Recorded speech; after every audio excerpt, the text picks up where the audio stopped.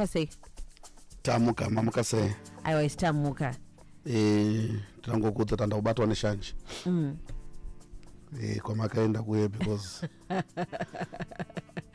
andina kuona picture ya leo. All right. So it's fine. It's okay. It's fine. It's okay. It's fine. And it is. It's okay. Ndanyarara. And it is. Zvakakosha kunyarara. You are not your mistake. Part 2. Makatanga nyaya yakakosha yakatinakira chaizvo. Takatanga nyaya yakanaka chaizvo.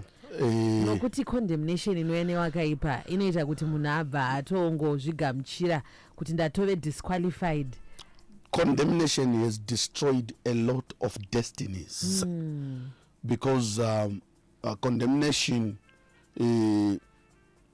inesimba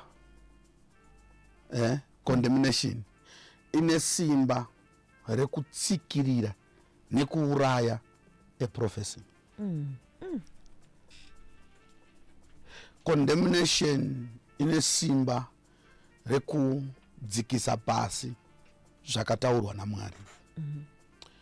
Usatambe nechinhu chinonzi condemnation. That's why Jesus Christ came. Akati there is no more condemnation to those that are now in Christ Jesus. Which means, imagine kuti Jesu comes kuzofira vanhu.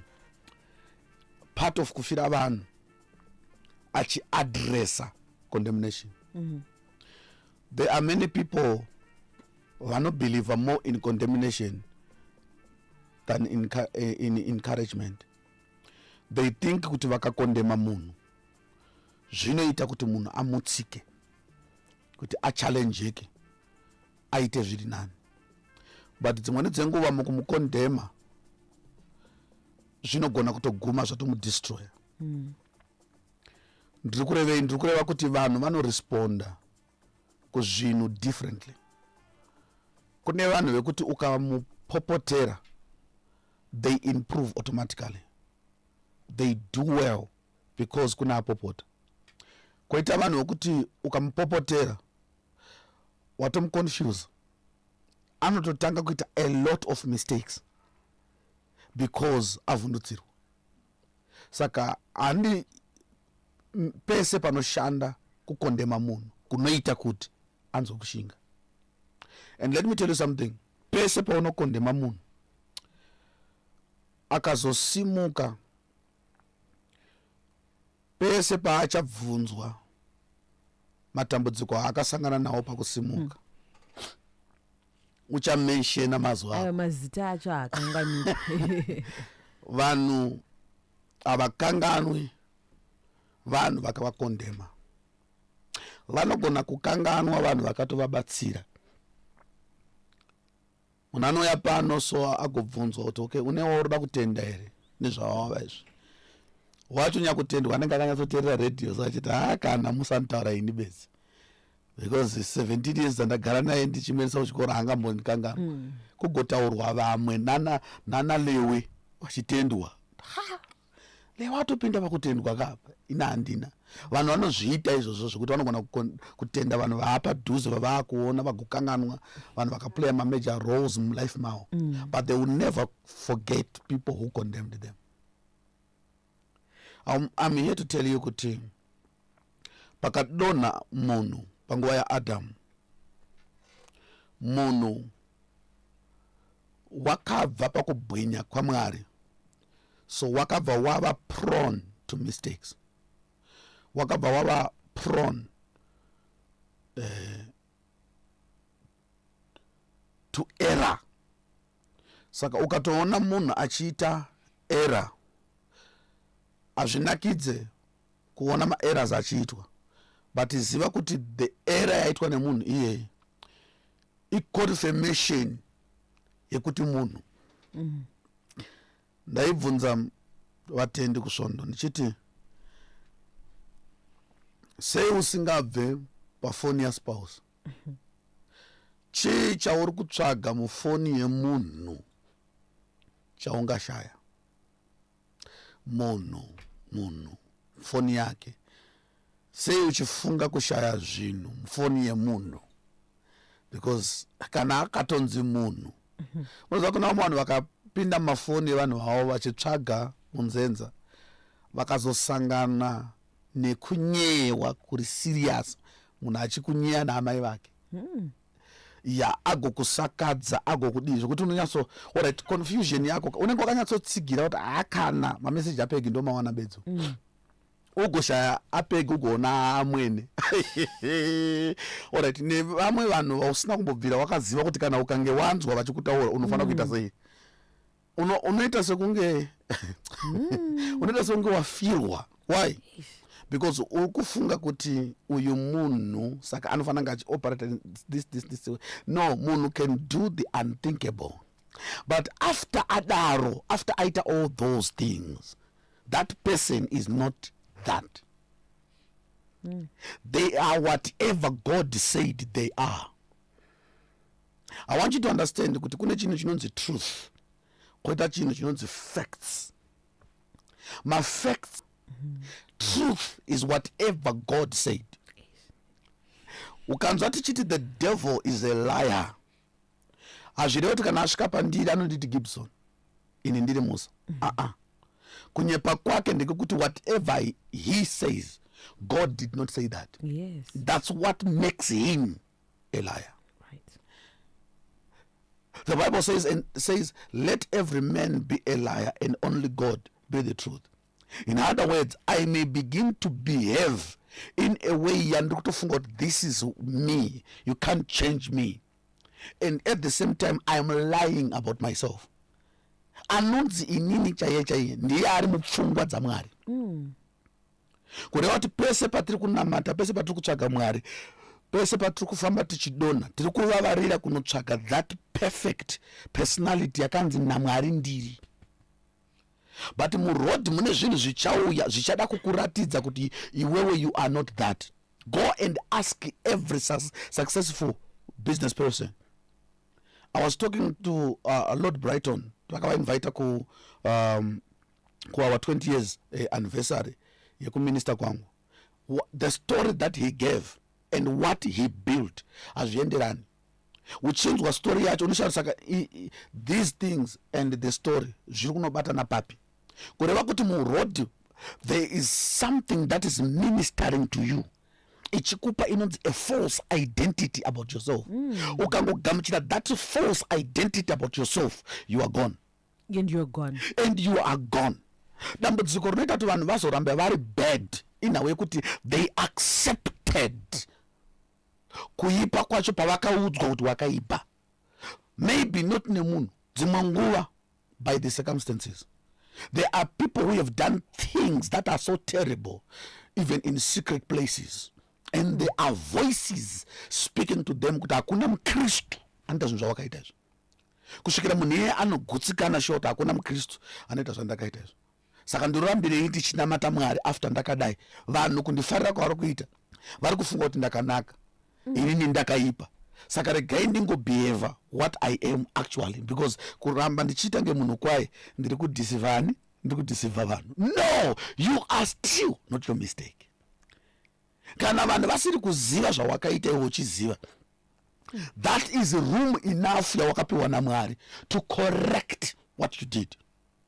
Chiregedza kuzvicrucifya wega muridzi uchifunga kuti you are doing justice.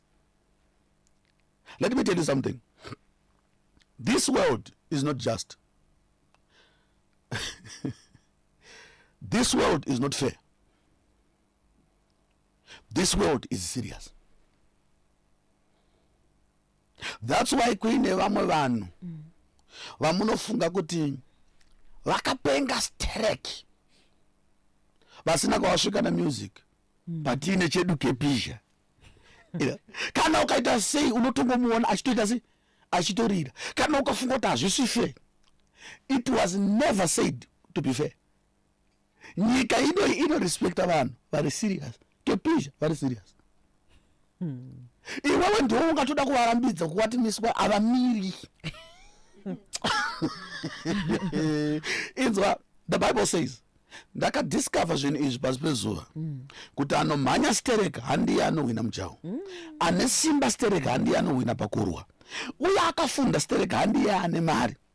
But time and chance happen to them all. The reason why you are a bitter person, it is because there are people who made mistakes, who did things, those things were the final nails to their coffins. Imagine. And still they emerged victorious. Why? They refused to define themselves with their mistakes. Come on. Iwewe now you to wakazvidefine with your mistakes, and you got satisfied with I deserve to be where I am because I did this wrong. So wapedza manje uruda kuinvite vamwe wokuti tuye tikujoine manje tifanane naye istikati aiwa I'm not my mistake. Ipapo ndo panozokuita kuti uchiita ghost account manje yekuti nyomba isusu manje ipapo wakurwa nesu boss takaramba kuzvidefina nezvatakaita. I will tell you, this is millions of people are listening to me. There are things I have done from the day I was born to this day which totally disqualifies me from being a man of God. But trust me, I will preach Jesus until he's coming back, because I am not my mistakes. Amen. Iwewe kana uri ma mistakes ako aiwa chirega kundinvite kuti tiwe takaita sei takawanda. No, I am not infallible. I have accepted it. When I make a mistake, I don't crucify myself over it. I learn from my mistake. I promise myself that I'm going to change. I give myself another chance. The problem is there are people who are waiting for people to give them a chance, the chance they have never given themselves. That's true. That's why no one is giving them the chance, and they are blaming everyone. No one is seeing me. Who should see you? You should see yourself first. That's so true, eh? Define yourself first. Okay, rather redefine yourself first. Tell yourself, I am not my mistake. Listen to me. Ukagona kugamuchira this message. Uchaona bitterness ichibururuka ichienda. Chinokuita kuti ufunge kuti vakadzi vesava vari mumamarriage ava hapana kana ari faithful apa hapana iwe wakabatiwa chete. Kana iwe wakabatiwa correcta chirega kuhotspota vamwe mukubatwa kwako. Vamwe vazhinji sava vasati vabatwa chete, vasati vabatwa chete. Kana vasina kubatwa havasi kukura, hadzisi nzenza. Avasati vaitwa sei, avasati vabatwa usava hotspot kuti vadonhenewe. Iwewe redefine yourself, pick up the pieces, start moving again, and Jesus is ready to hold your hand back again kuti mufambe. Dai waiziva kuti Mwari ari position ipi concerning your mistake, you are delaying him to do things in your life. That's why akafanofa iwe usati wazvaro. Imagine kuti unegerero rwauri kunzi wakagezwa neropa raJesu. Ropa racho rakadeuka 2025 years ago. Une makore mangani? Kureva kuti Mwari akagara akonfirma ma mistakes ako usati wamaita. Some of you mune inonzi self righteousness ndio inokudestroy. That self righteousness waishandisa kublema vamwe. Zvanga zviri right. Ndokubva iwe wazochiita ma mistakes nezvimwe zvinhu zvawaifunga kuti azviitike panyika. That self righteousness now is now working against you. That's why you are now failing to rise from where you fell. Azvina kutangira pauri, zvakatanga pakukondema vamwe vakambenge vaita mistakes. Waifunga kuti ndiani munhu angadaro, ndiani munhu angadaro. Pawakazodaro uri iwewe wakavhunduka. Wavhunduka ukashaya mukana wekugona kuzviregerera. Listen to me. People have asked forgiveness from God. Some have been more mature to the extent of going to ask for forgiveness to even the ones they offended, but they did not forgive themselves. There are people vakatakura self-righteousness, they are still asking themselves, how could I do that? You did it, dude. Wakatoita enda ukata zvimanye munta futi. Dzidza kugona kuzviregerera. Depend wholly on the blood of Jesus and on God. Do not have that self-righteousness. Acquire or take the righteousness of Christ, so that when you do well, you don't beat your chest kuti ndakanaka. Unozviziva kuti andinakisa ndi Jehovah. When you make a mistake, wozviziva kuti okay, ndasaka akandifira nekuti aiziva kuti ndinogona kutadza, saka ndatadza. I'm going back on the same cross as a child, and I'll ask God for forgiveness. Ndapedza ndichazviregererawo neniwo, so that I can move forward. So many people are stuck. It's not just that they've been condemned by the world. No. The condemnation yabva kunyika iri kuuya kuzoconfirma the self condemnation iri mavari kare. Saka it's just a confirmation. most people unozoona vachiita zvinhu vanga vagara vakadecida kuzviita. Panozoya vanhu vachobva kunze vachitaura zvinhu zvinozoita sekunge vanhu ivavo ndo vakavakonzera kuti varasike. Nyamba anga akagara akazvirasisa ega kare, saka pavari kuuya vataura zvinhu zvaakagara akatenda kare uvati animon exactly zvananga ndichitaura musoro pangu. Judas Iscariot akamukondema ndiani? Tadzoka pana Judy. Judas Iscariot hapana kana akatombowana mukana wekumukondema. Maybe vanhu vakaramba kutambira mari yanga adzosa paakadzokera to the Pharisees, to the Sanhedrin, akuti ndakasungisa munhu asina mhosva, ngatichirivesai madhiri, mari yenyu iyo chindidzoserai Jesu. Ndobva varamba izvozvo bedzi zvikava enough kuti aende kunozvisungira, which means anga agara azvikondema kudhara to death before these people. Saka pavakazongoti isusu mari hatiide, it was final. Kuti saka kana zvatodai, then it means there's no hope for me. Akazvipa hope yekuti kana vatora mari yavo back, then there is hope. Yet there is hope in Christ. Already. Not mukutambirwa kumari back. No, there is hope in the same Christ you have betrayed. Peter akangomirira kuti ndichanzwa kuti mutongo wangu unoti chii kuramba kwandakaita. Ndokunzwa message ichisvika chinzi vadzidzi kwanzi uyai kugallery. Peter ngauyewo. Peter praise God. Unoziva here kuti Peter haana zvizhinji zvaakaita after abetreya Jesu nekumudinaya. Akangoramba ari panzvimbo. Akamirira kuti how God defines him is what is going to define himself. Alright. Wakamboona here kuti Peter haana kuzoitaura futi manyaya iyoyo. Nyaya iyoyo akapfuura paenda haina kuitika kwaari. Haina kutomboitika kwaari nyaya iyoyo, yakatodarika ikatopera paakavaramba ipapo. Hatina kuzoona achingopedza achingona kuti jongwe rarira ndobva angonochema zvitonopera zvakanopera zvakadaro. Akamirira kuti mukuru anouya, haana kuti pa mukuru wadzoka ovati munongozivawo paya munongoziva mukuru kuti kurasika kunowanika chi muvanhu. Peter akabva atongoisiya ichitofamba yakadaro, nyasha dzikamuvinga, and he became the chief apostle. I'm here to tell you, do not do what Christ didn't do, and do not give the enemy an advantage. Ibasa ra Satani to condemn you, arisi basa rako to condemn yourself. Chirega kumubatsira kukudestroya. You are not doing anyone a favor. When you condemn yourself, the world will rejoice. Nyika inofarira vanhu vanozvishora. Zvishore uone pa social media. Unonzwa achitaura no baby, it's okay, don't worry. Life goes on. Vanozvida kana wazvishora. Ukangotaura kuti I'm not my mistake, I'm moving forward. Aiwa nzenza imi. Vana vadi munhu anozvikurudzira in the Lord. And izvozvo zvisingadiwe nenyika.